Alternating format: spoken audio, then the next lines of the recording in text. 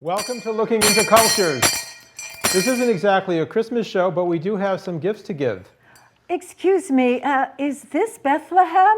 No, this is the North Pole. But I thought I was following the Star of the East. No, those are the Northern Lights. This is the Aurora Borealis. Oh, well, I'm lost. Well, you've got to ask me for a GPS next year for Christmas, either on your phone or on a car. I don't know what you're talking about. I better be going. No, why don't you sit down for a minute? Well, I am rather tired. I think I will sit down. Who are you? I'm Santa Claus. Well, I'm King Melchior, and I'm on my way to Bethlehem. Oh, I have some oranges that I brought from an oasis in Arabia. Would you like one? Oh, I'd love one. What are you going to Bethlehem for? Because the Christ child has been born, the Savior, the Redeemer of the world, and I'm going to Bethlehem to give the Christ child some gold. Oh, that's yes. Wonderful. What kind of gifts do you give? Well, I've got a whole sack full of gifts here that I give to the good children, all kinds of toys and goodies. And then if a child is not behaved over the year, we have something else for them. And I'm going to give you one because I have a feeling you've been a bad girl. Oh, what is it? It's a piece of coal. Coal? What's coal? Coal is something that's used to heat homes. It's oh, dug not in where the I'm yeah. from. No. Well, we use wood and Okay. brush, yes. Well, we're going to talk today about materialism versus spirituality. Could we please have the first slide? I'm King Melchior, and we are going to talk about the materialist culture versus the spiritual culture, referring to an article by Robert Coles called Values Americans Live By. America would fall on the left-hand side of the spectrum with materialism, while other cultures might fall on the right-hand side with spirituality, or anywhere between the two poles. Santa, yes. What cultures or countries do you think of as not very materialistic? I would say probably Tibet for one.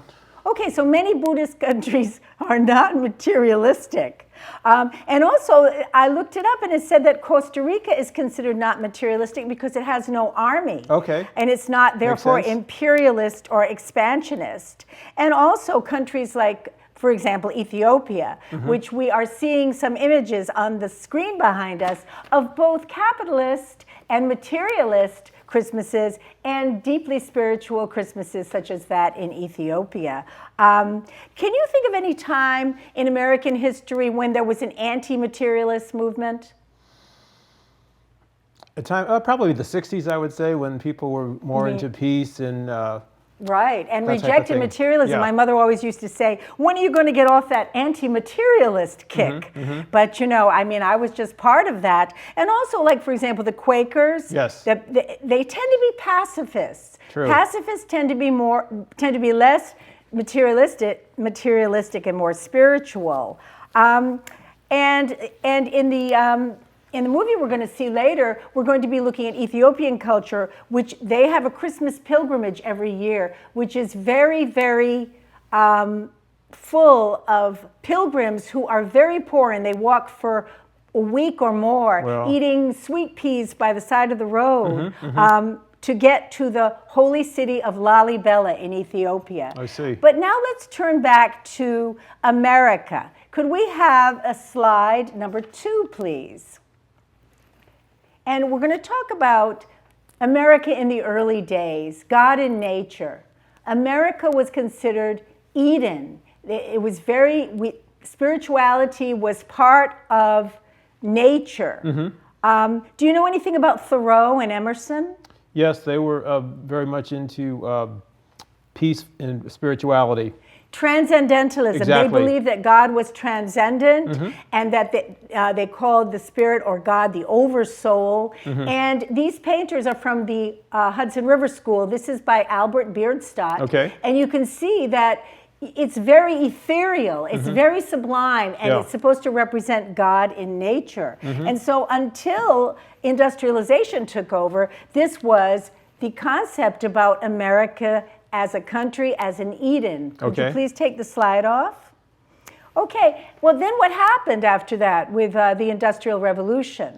Well, things became mass-produced, and then consumerism took over, where people started looking for things to buy constantly and focusing less on nature and peace and spirituality. Okay, could we have the next slide, please? This is a slide that shows a painting of Penn Station excavation in New York City. And the transcendentalists and the Hudson River School painters, people of that time, saw industrialization as a threat. And that we were going to lose our spirituality in this mass production and mass consumption. And look how we've increased it's that. Happened. Could you please take the slide off? Okay, and so let's talk a little bit about how our production and consumption has increased. Can you talk about, for example, in the New London Mystic area during the Industrial Revolution? Yeah, a lot of things have grown where it used to be a whaling, shipbuilding community, and over time now it's a big traffic jam. So there's lots of cars coming and going, and shopping. Yes, exactly. Shopping in downtown Mystic. Yes, which is a good thing, of course, but yes, in some ways. But the thing is all of this mad rush to shop really satisfying a spiritual urge in any way, or is it purely a consumer holiday? Could we have the next slide, please? The next slide is a Norman Rockwell painting. A lot of people don't like Norman Rockwell. They say he's rather sentimental. Frank, Santa rather. Do you find this sentimental? I think that it could be partly commercial. I wonder if he was paid to paint this painting because it's advertising the Plymouth Fury, which is... Right. Well, you never know because artists need patrons, and perhaps he was paid by the automobile industry to put this caption on his painting.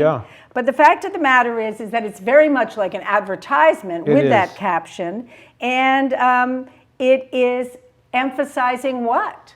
The car. The car gift giving. And the gift giving. So this is from the 50s, and this is when, after World War II, the consumption in the U.S., production and consumption increased, and so did spending, and Christmas started becoming more and more commercial. Yes. Could you take the slide off, please?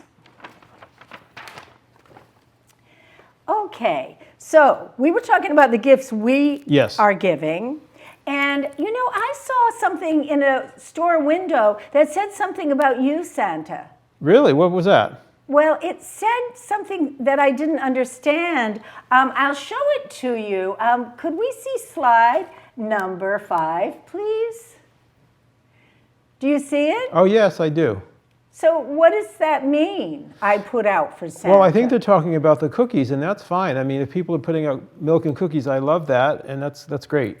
Could you take the slide off? However, I will say you better watch out if you're meaning something else, because we don't want to be adulterating the holiday and making it something that's not innocent and it's for children. I think that we want to keep the spirit of Christmas as lighthearted, let your heart be light and childlike, and not try to make it something that's sort of got an adult connotation to it. So, well, I was really surprised when I saw this because, first of all, I didn't know what it meant. But there were other towels also, and there was one that said it had a picture of a Christmas tree with a little girl in front, and it said, "Jolly as F blank blank K."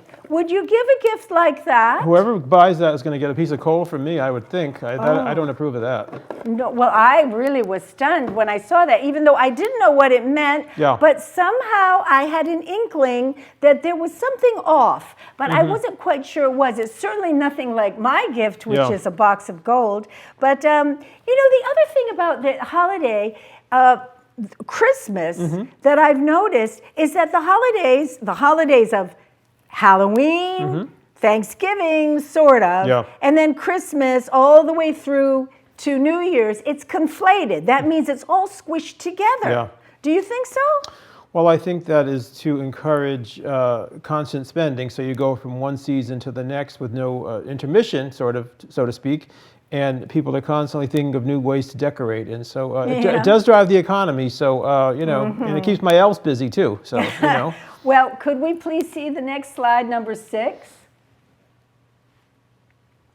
So see, this is what I'm talking about. I saw this in a window in downtown Mystic. Why is a skeleton next to a Christmas tree? What do you think? Well, it might be somebody that was waiting, was very bad, and Santa's not showing up, so they're just, you know, turning to a skeleton. Waiting a very long time. Oh, well, I think that it's a skeleton from Halloween next to a Christmas tree, and that's why they invented this term, the holiday season. Why season? So we're talking about, what, 3 holidays or something? Yeah. Could you take the slide off, please? We're talking about several holidays just in one long stretch of spending. And have you seen... eating. And eating and consuming, Yes. consumption, materialism. Everything's material. But where do we see the spiritual in this?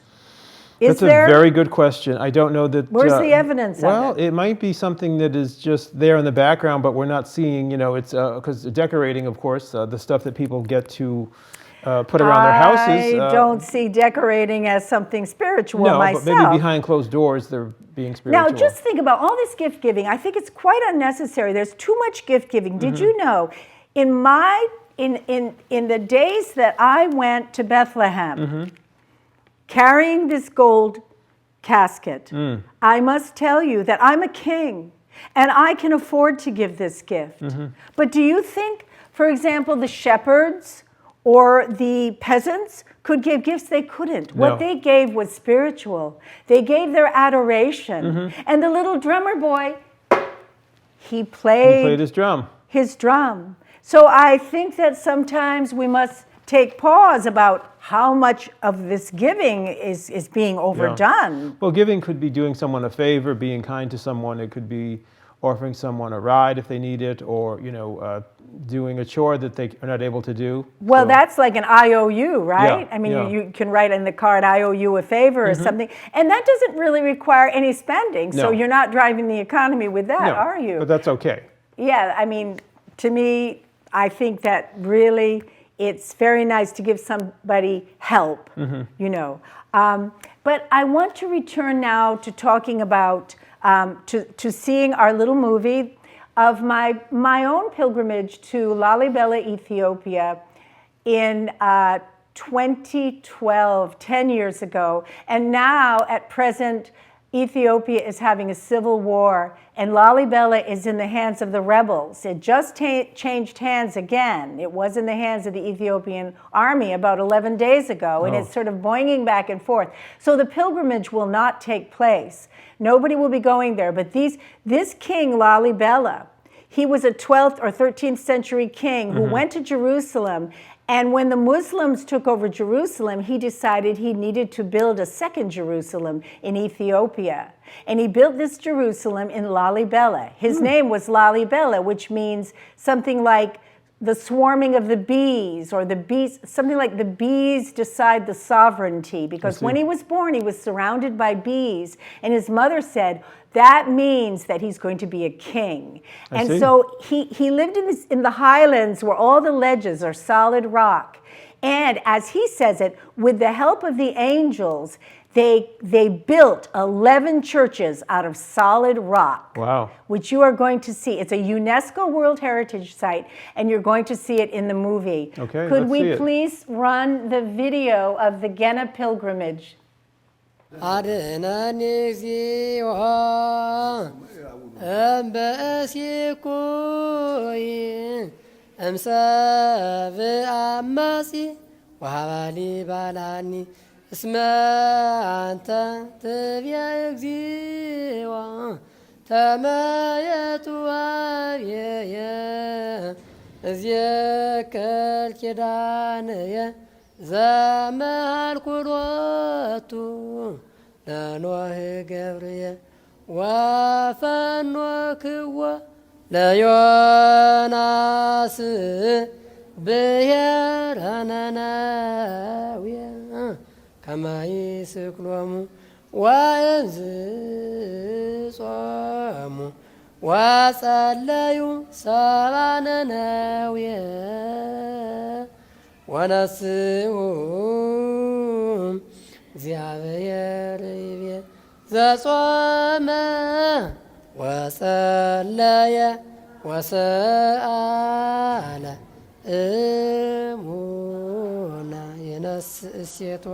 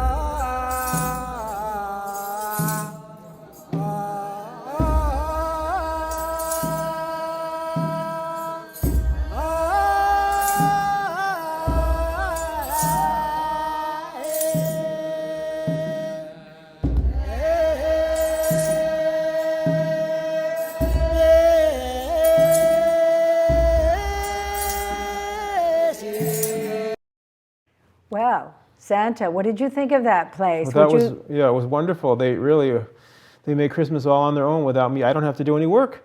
Would you like to make a delivery there? I'd be happy to, but I think that they're doing it on their own. Kind of, it's very peaceful, and everybody seemed very happy in the video. Did you notice the kind of gifts that they could buy there? Very simple, nothing that's mass-produced stuff that honors their religion. And it was all related to religion. Yeah. The only image in there that was not was a tailor with a sewing machine. I saw that. Yeah. Yeah. What was he making? Somebody's costume or somebody's robe?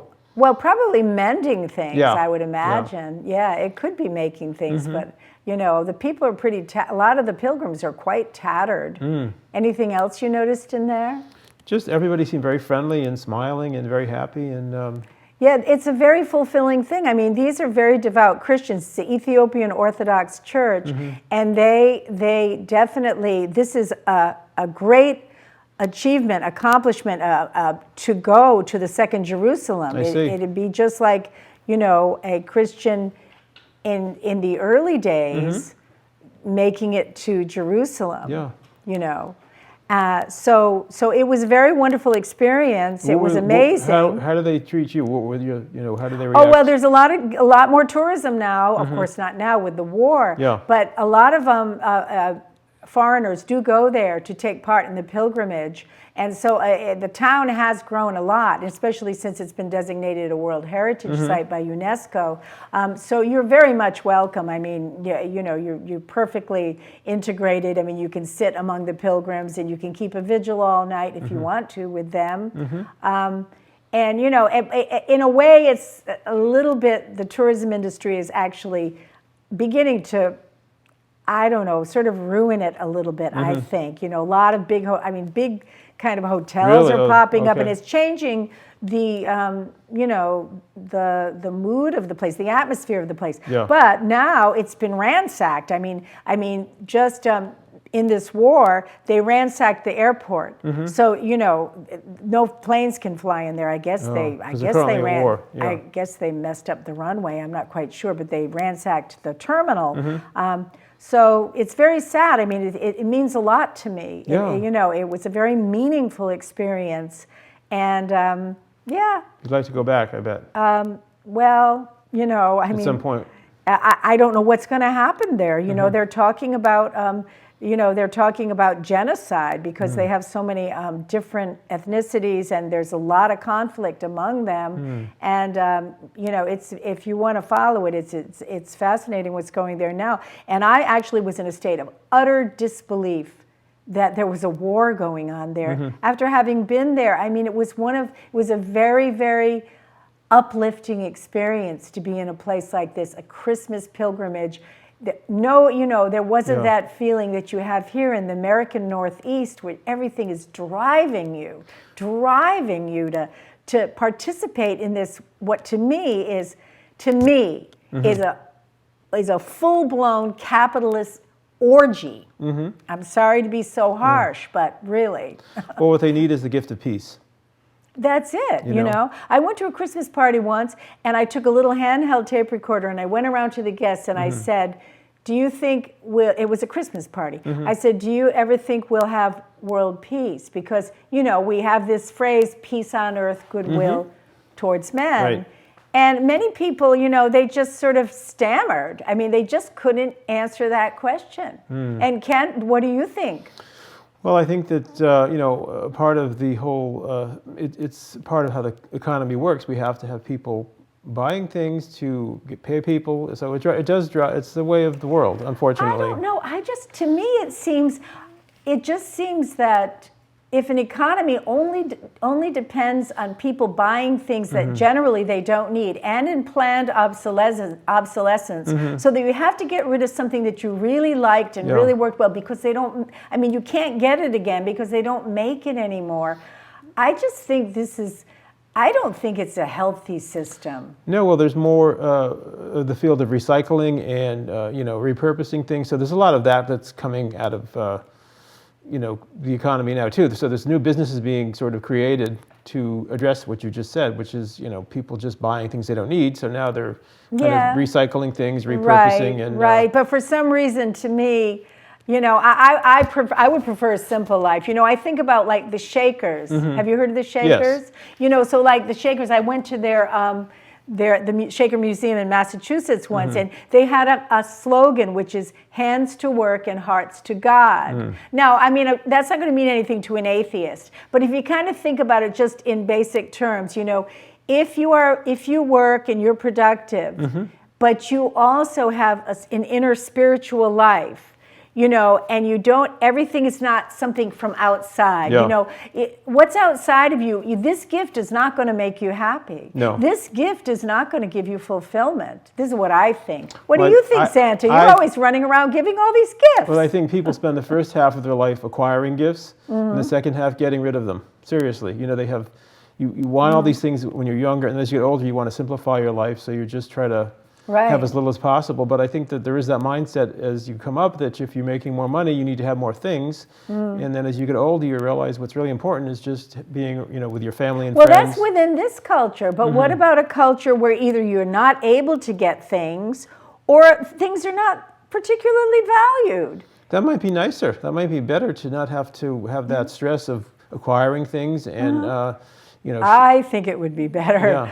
I definitely think it would be better. I remember seeing a Shaker chair. They made their own furniture, and they were self-sufficient. And that sort of is what the hippies, some of the hippie communes wanted to be self-sufficient, and so that idea of self-sufficiency and the Amish, so we have this in our culture. We do. We have this in our history. We have spirituality in our culture and in our history, and we have anti-materialism in our culture and our history. But why then is this just why is my head always whirling when I am in the northeast of the United States at Christmas? I feel like I am being centrifuged, just pulled down into this spending, mania. It's too much. Well, it's a magical time of year. I think, like I said earlier, I think it's for children, and it's exciting for kids to wake up Christmas morning and think, what did I bring them? And they do get rewarded if they've been good, and they get some nice gifts. And it's always exciting to get something new when you're a child. But I think that when you're an adult, it's a little bit different, where you should be giving more of your time and of your spirit. More so than, well, the other thing is the poverty in Ethiopia. I think about the poverty in Ethiopia, and then you think of the person here who says, oh, what am I going to give Joe? He's got everything. What do you give to the person who has everything? Well, get him a towel that says, I put out for Santa. He really needs that. You could make a donation to one of their favorite charities and say that I gave this to the Humane Society or to animal shelter or something like Oxfam America, which would, your money to a charity like Oxfam would help people in Ethiopia. So it really, the edge that is very commercial is something that I try to stay away from. I try to get away. That's good, but I do. What are you doing this Christmas? I'm going to be spending it with my family and friends, and we are going to be exchanging some gifts, but we don't go crazy about it because we do have pretty much everything that we need. So it's more like if you have something this person is interested in, you might want to get something where there's a connection to a hobby of theirs or something. So like it's that. Meaningful for you. It is. I just bought a whole bunch of white amaryllis plants, which I know people love those. Because they're, well, I've done a little decorating in my house, but it's not that meaningful for me. And I have spent many Christmases in other countries observing their ways, and that always fulfills me so much. When my parents were alive, it was different, but now that they're gone, and they've been gone quite a while, I would prefer to be elsewhere and seeing how other people celebrate Christmas. This year I'm going to Costa Rica. Oh, wonderful. Yeah, so I don't know. That's a very exactly popular what to expect. destination, and I think that from what I've heard, it's you're going to enjoy it. Well, I know one thing, that the day after Christmas they have a big horse parade in San Jose. I don't know exactly how that's supposed to fit in with Christmas, but it's just one of their traditions. Wow. So sounds like a lot of fun. Yeah. There's something I have in this gold box, something I think that would be a wonderful gift for anyone who is at a loss for words, if they don't know what to get someone. And instead of getting one of those, my gold box, you're giving it to me? What's inside is You're giving it to Cynthia. To Cynthia, but it's for Cynthia to give to somebody else. I think that you really? might run into... Can I rip it open like I did as a kid? Open it up. Oh, see what see, it that is. was the fun, but you did it so well. I'll never get it open. One of my elves did it for me. This is impossible. We'll have to do it after the end of the show, I believe. No, you don't want to do it now? Well, you rip it open. I know I'm supposed to. Good thing it's not fragile. Oh, and by the way, during the Depression, an orange was a very fabulous, marvelous, rare gift. My father told me my parents grew up in the Depression. This was a rare gift. And now when you see the glut of Christmas presents that children can get, the ones whose parents are able to spend. Here you go. Check it out. It's just, to contrast a single orange that my father got in his stocking with, getting, a computer and all these high price tag items. Okay, here we go. What do you think? Webster's New World Thesaurus. I love words. You love words, and I thought instead of having something, people are at a loss for words and using all these slang words, why not have something that is, Oh, thank you so much, Santa. Well, thank you very much, everyone, for coming and listening to Looking into Cultures. And we hope that you have a very spiritual and materialist, if you wish, but very meaningful Christmas, which combines both the material and the spiritual. See you next time, when we'll have another surprise in Looking into Culture.